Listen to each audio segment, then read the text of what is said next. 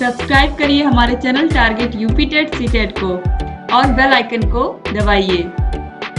Hello friends, मैं रेनू स्वागत करती हूँ आप सभी भावी अध्यापक एवं अध्यापिकाओं का आपके अपने channel target UP TET CTET में। दोस्तों, आज का ये टॉपिक आपका इस पूरे विषय का लास्ट टॉपिक है, यानी कि आज आपका ये पूरा पेपर, फर्स्ट पेपर शैक्षिक मूल्यांकन, क्रियात्मक शोध एवं नवाचार, ये पूरा आपका जो पेपर है आज कंप्लीट हो जा रहा है। आप लोगों ने सभी वीडियोस को अच्छे से पढ़ा है, अच्छे से नोट्स बनाया है। दोस्तों चलिए अब यहाँ पर आज इस वीडियो को हम बहुत ही अच्छे से देखते हैं और सभी पॉइंट्स को क्लियर करते हुए समझते हुए चलते हैं। दोस्तों, शैक्षिक नवाचार बहुत ही आसान सा चैप्टर है और इसमें देखिए नवाचार दो शब्दों से मिलकर के बना है, नव और आचार, यानी कि नव का मतलब नया, आचार का मतलब आचरण या परिवर्तन।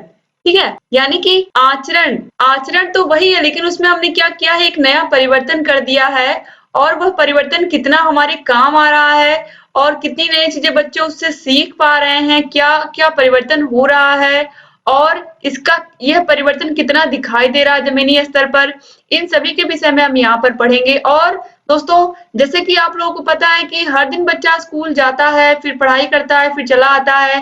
पहले के टाइम में अब के टाइम में क्या परिवर्तन आया है परीक्षा में, इसके अलावा बच्चे स्कूल आते हैं क्या नया सीखते हैं और क्या क्या चीजें उन्हें बताई जाती हैं, किस प्रकार बताई जाती हैं, क्या क्या परिवर्तन आया है। और जो नवाचार है वह यही बताता है कि चाहे कक्षा के अंदर बच्चा हो चाहे कक्षा के बाहर हो, कोई भी गतिविधि कर रहा हो या उसे कोई भी गतिविधि टीचर करा रहे हो, उसमें क्या नयापन है, यही होता है नवाचार।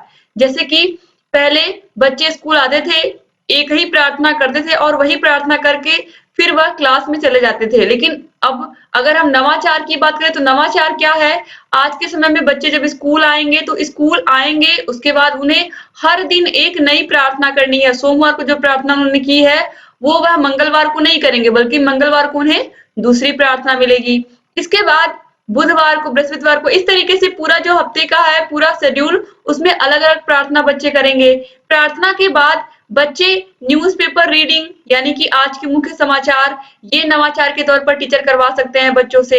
इसके अलावा कोई प्रेरक कहानी बच्चे सुनाए आकर के, जिससे बच्चे सुबह सुबह जब स्कूल आए तो ये सब बातें सुने। इसके अलावा जब बच्चे सुबह स्कूल जैसे ही आए हैं, उन्होंने प्रार्थना किया, उन्होंने न्यूज रीडिंग की, उन्होंने प्रेरक प्रसंग या कोई प्रेरक कहानी सुनाई। इसके बाद हम एक एक बच्चे को ध्यान से देखेंगे कि बच्चे के नाखून कटे हुए हैं या नहीं, बच्चा नहा धो करके साफ सुथरा, उसका ड्रेस साफ है या नहीं। ये सब चीजें हम ध्यान से जब देखते हैं तो ये सभी चीजें क्या, यही शिक्षा में नवाचार की तरह है कि हम क्या कुछ अलग कर रहे हैं। कक्षा के बाहर की बात हो गई, अब हम कक्षा के अंदर की बात करेंगे। तो कक्षा के अंदर बच्चों को सही तरीके से उन्हें बैठना उठना, अच्छी बातें, उन्हें इस तरीके की चीजें, गुड बिहेवियर बैड बिहेवियर के बारे में बताना और उन्हें अपनों से बड़ों का आदर करना, छोटी छोटी चीजें बच्चों को समझाना बताना।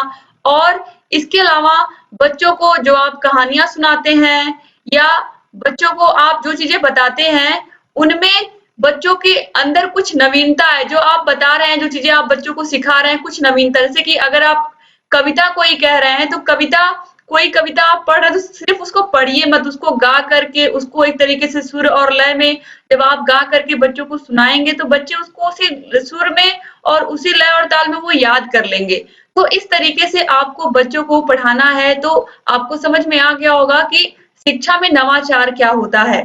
दोस्तों, अगर यहाँ पर मैं बात करूं कक्षा के अंदर, इसके अलावा जो विभिन्न प्रकार के कार्यक्रम होते हैं, बच्चों को उसमें उत्साह से आप भाग लेने को कहे, जो सांस्कृतिक कार्यक्रम होते हैं स्कूल में, किसी भी महापुरुष की जीवनी के बारे में आप बताएं। जहां तक हो सके उन बच्चों को, अगर आपके पास संसाधन मौजूद है आपके स्कूल में, तो आप बच्चों को लैपटॉप के द्वारा या टैबलेट के द्वारा आप बच्चों को उस महापुरुष की जीवनी भी दिखा सकते हैं फिल्म के माध्यम से, ताकि बच्चे चीजों को सीखें। और इस तरीके से जब वो सीखेंगे, नए तरीके से जल्दी सीखेंगे, तो यही क्या होगा, शिक्षा में नवाचार होगा। तो आपको समझ में आ गया होगा कि नवाचार क्या होता है। देखिए, नवाचार वह परिवर्तन है जो पूर्व स्थित विधियों और पदार्थों आदि में नवीनता का संचार करे।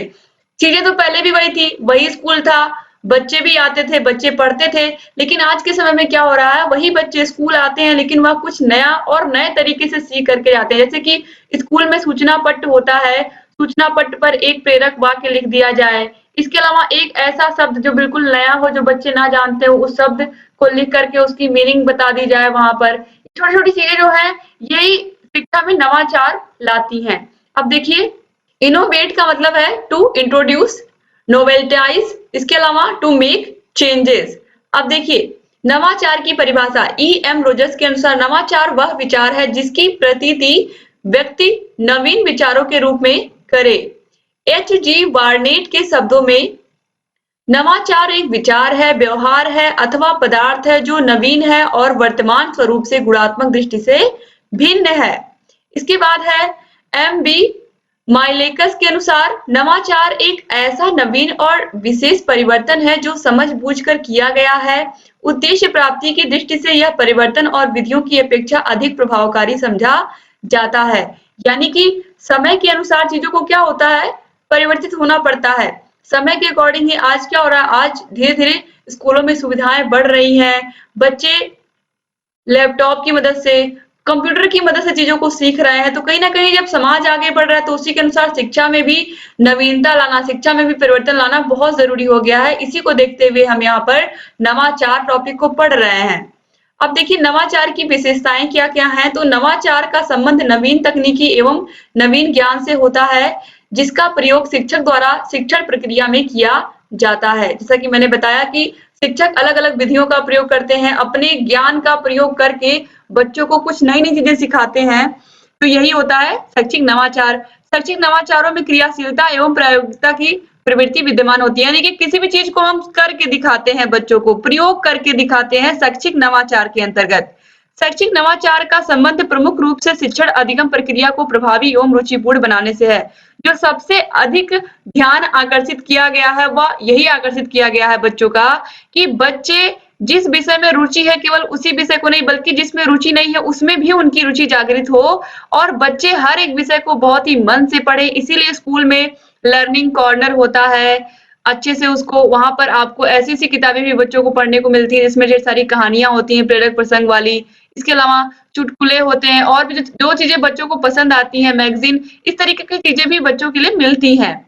इसके बाद देखिए, नवाचार के द्वारा वर्तमान परिस्थितियों में सुधार लाने का प्रयत्न किया जाता है। यानी कि जो परिस्थितियां पहले से नहीं बनी है स्कूल में, उन्हें हमें क्या करना है, चेंज करना है शैक्षिक नवाचार के द्वारा। इसके बाद शैक्षिक नवाचारों द्वारा नवीन तकनीकी का प्रयोग होता है, जो छात्रों के सर्वांगीण विकास का मार्ग प्रशस्त करती है।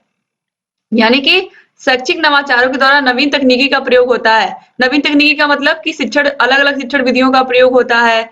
अलग-अलग प्रकार के विचारों को प्रस्तुत करते हैं शिक्षक और उसी के अनुसार वह बच्चों को पढ़ाते हैं। तो इस तरीके से बच्चों का सर्वांगीण विकास तो निश्चित रूप से होता ही है।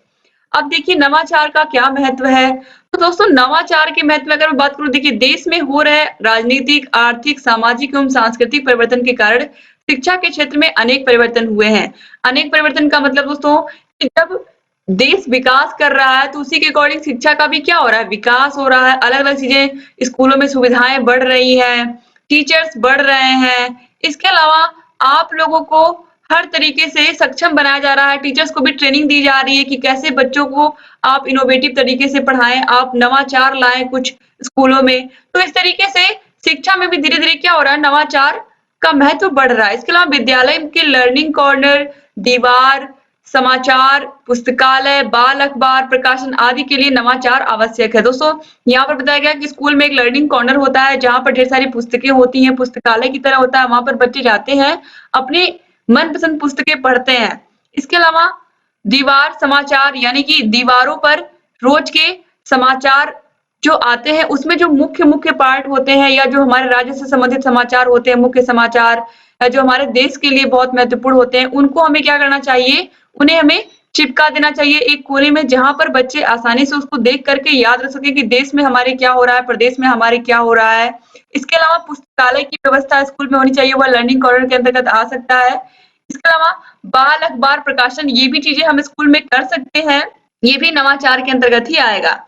पूर्व स्थापित विधियों, कार्यक्रमों एवं परंपराओं में नवीनता लाने के लिए नवाचार आवश्यक है। यानी कि जो पहले से चला आ रहा ढल रहा है शिक्षा का, उसे हमें चेंज करना होगा। उन परंपराओं में हमें नवीनता लानी होगी, तभी नवाचार आ पाएगा।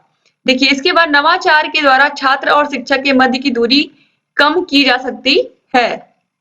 या नवाचार के द्वारा छात्र और शिक्षक के मध्य की दूरी दूर की जा सकती है। यानी कि जो उनके बीच दूरी बन गई है, एक अगर देखा जाए तो शिक्षक से छात्र डरने लगते हैं, एक समय ऐसा आता था। तो जो नवाचार है यह बच्चों और शिक्षक के मध्य की दूरी को दूर कर देता है, यानी कि भगा देता है। एक तरीके से शिक्षक और छात्र बिल्कुल फ्रेंडली होकर के अपनी बातों को शिक्षक से छात्र क्या होते हैं कह पाते हैं आसानी से और अपनी समस्या का समाधान भी प्राप्त कर लेते हैं। इसके अलावा प्रार्थना स्थल पर छात्रों द्वारा सद्विचार, प्रेरक प्रसंग, मुख्य समाचार वाचन के लिए भी नवाचार आवश्यक है, जो कि मैंने भी आपको शुरू में बताया है कि बच्चे सद्विचार, प्रेरक प्रसंग, मुख्य समाचार आदि कहते हैं प्रार्थना स्थल पर। तो इससे सभी बच्चों का जो जीके है यानी कि सामान्य ज्ञान वह भी मजबूत होता है। इसके अलावा शिक्षक डायरी में भी नवाचार का ही प्रयोग है, जिसमें संकेतक लिखकर छात्रों का अधिगम मूल्यांकन किया जाता है। यानी कि हर एक शिक्षक के पास एक शिक्षक डायरी होती है, उसमें वो रोज के अपने क्रियाकलापों के विषय में लिखते हैं और बच्चों के विषय में भी कौन सा बच्चा कितना अच्छा कर रहा है क्लास में, किसमें थोड़ी सी कमी है, किस विषय में उसको दूर करना है, इन सभी बातों को इसमें लिखते हैं। अब देखिए नवाचार के क्षेत्र क्या है। शैक्षिक नवाचार का क्षेत्र अत्यंत ही व्यापक है। गणित, भाषा, पर्यावरण, विज्ञान, सामाजिक अध्ययन आदि विषयों की शिक्षा विभिन्न व्यवहारिक गतिविधियों के द्वारा देना शैक्षिक नवाचार के अंतर्गत आता है। यानी कि इन सभी विषयों की शिक्षा व्यावहारिक रूप से शिक्षकों को देना ही व्यावहारिक रूप से जब शिक्षक देते हैं इन सभी विषयों की शिक्षा, तो यह किसके अंतर्गत आता है? शैक्षिक नवाचार के अंतर्गत आता है। बालक के भविष्य में आने वाली समस्याओं आदि को ध्यान में रखकर शैक्षिक नवाचार के क्षेत्रों का निर्धारण किया गया है, जो कि निम्नलिखित हैं। शिक्षण अधिगम के सुधार हेतु स्थानीय समुदाय परिवेश के संसाधनों की पहचान एवं उपयोग कर मूल्यांकन। इसके अलावा प्रार्थना स्थल की गतिविधि, पाठ्य सहगामी गतिविधि, सामुदायिक सहभागिता, विद्यालय प्रबंधन, विषयगत प्रबंधन और लैब एरिया, ये सभी क्या है?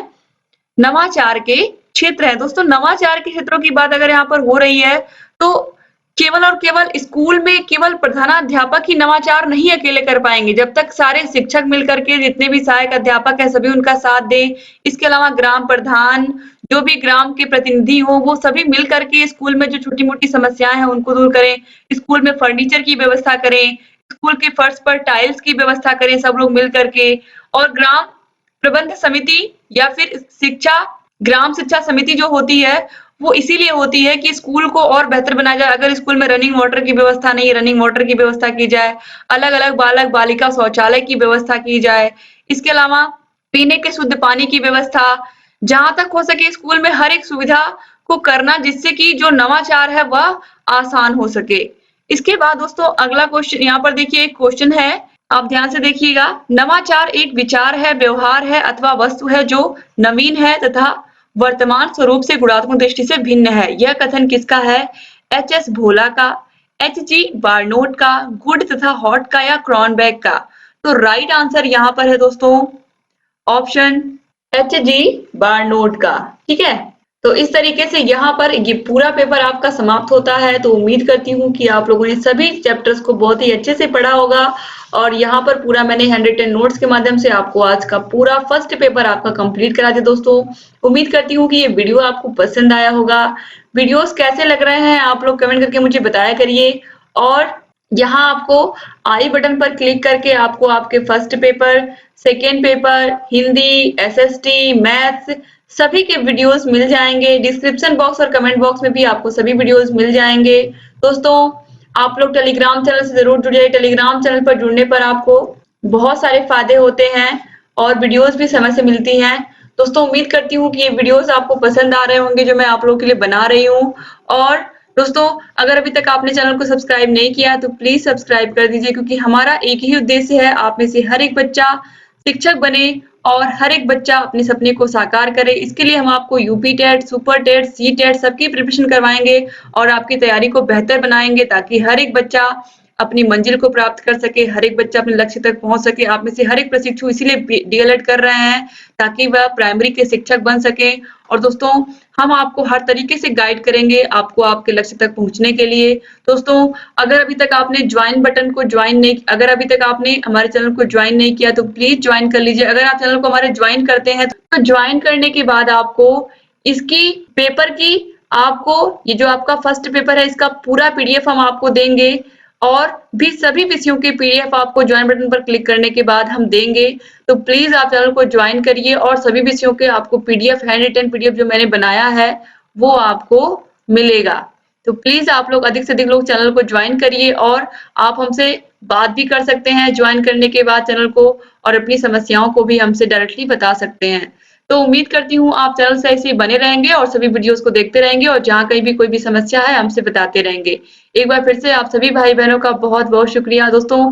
अगर ये पूरा पेपर आपको पसंद आया हो, पढ़कर अच्छा लगा हो तो एक थैंक यू जरूर लिखिएगा और आप लोग अपने जिले का नाम भी बगल में लिख दीजिएगा कि आप लोग किस जिले से हैं, ताकि मुझे पता चले कि कितने जिलों के बच्चे हमसे पढ़ते हैं और हमारा मार्गदर्शन प्राप्त कर रहे हैं दोस्तों।